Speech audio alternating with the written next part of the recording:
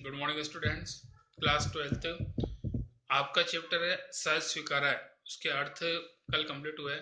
Next question number 1, टिप्पणी कीजिए। गर्वीली गरीबी, भीतर की सरिता, बहलाती सहलाती आत्मीयता, ममता के बादल।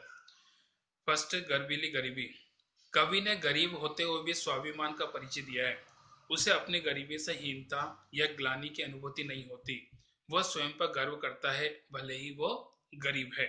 सेकंड, भीतर की सरिता। इसका अर्थ है अंतःकरण में बहने वाली भावनाएं। कवि के मन में असंख्य कोमल भावनाएं हैं। उन भावनाओं को ही उसने भीतर की सरिता कहा है। नदी में पानी का बहाव की तरह कवि की भावनाएं भी बहती रहती है। नेक्स्ट, थर्ड, बहलाती सहलाती आत्मीयता। किसी व्यक्ति से बहुत अपनापन होता है तो मनुष्य को अद्भुत सुख शांति मिलती है। कवि को प्रियतमा का अपनापन, प्रेमपूर्ण व्यवहार हर समय बहलाता रहता है। उसका व्यवहार अत्यंत प्रेम पूर्ण है तथा वह कवि के कष्टों को कम करता रहता है। नेक्स्ट, फोर, ममता के बादल। ममता का अर्थ है अपनत्व या स्नेह। जिसके साथ अपनत्व हो जाता है उसके लिए सब कुछ न्यौछावर हो जाता है। कवि की प्रियतमा उससे अत्यधिक प्रेम करती है। उसके स्नेह से कवि अंदर तक भीग जाता है। नेक्स्ट, सेकंड,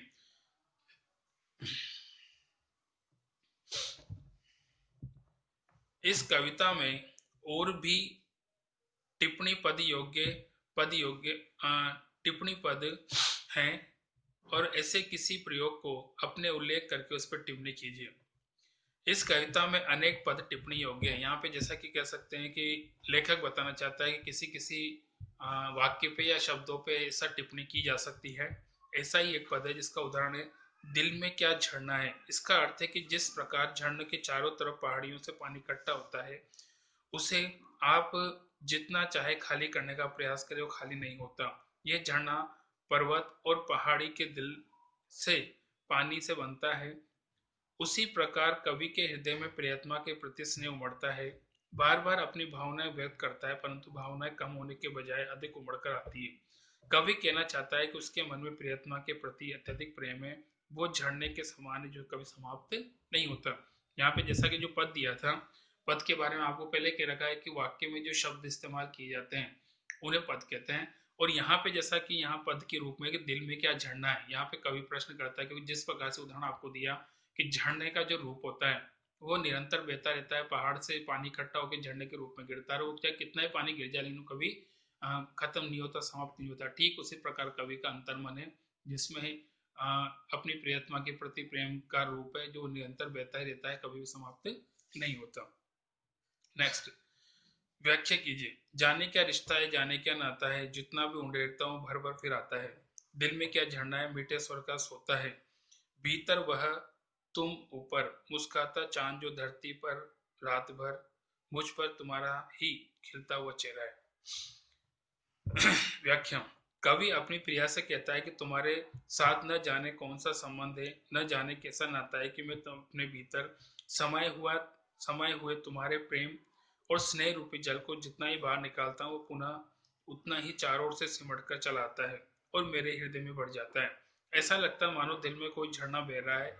वो मीठे पानी के स्रोत के समान है, मेरे जो मेरे अंतर मन को तृप्त करता रहता है। उधर मन में प्रेम है, उधर तुम्हारा चांद जैसा मुस्कुराता हुआ चेहरा अपने अद्भुत सौंदर्य के प्रकाश से मुझे मिलाता है। कवि का आंतरिक और बाह्य जगत दोनों प्रियतमा के स्नेह से संचालित होते हैं। कवि चांद की तरह आत्मा को झुका हुआ चेहरा भूलकर अंधकार अमावस्या में नहाने की बात इसलिए कहता है क्योंकि कवि प्रियतमा के प्रकाश से निकलना चाहता है। वह यथार्थ में रहना चाहता है। जीवन में सदैव सब कुछ अच्छा नहीं रहता।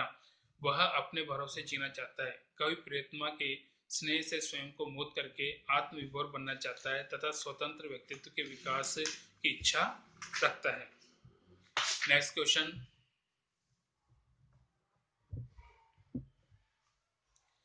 बहलाती सहलाती आत्मीयता बर्दाश्त नहीं होती।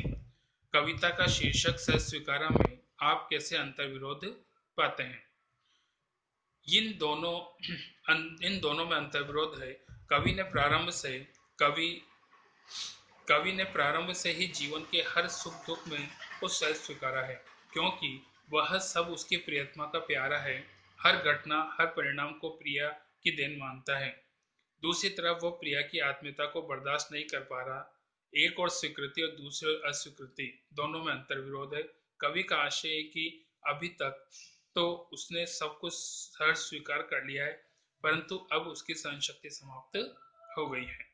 बाकी नेक्स्ट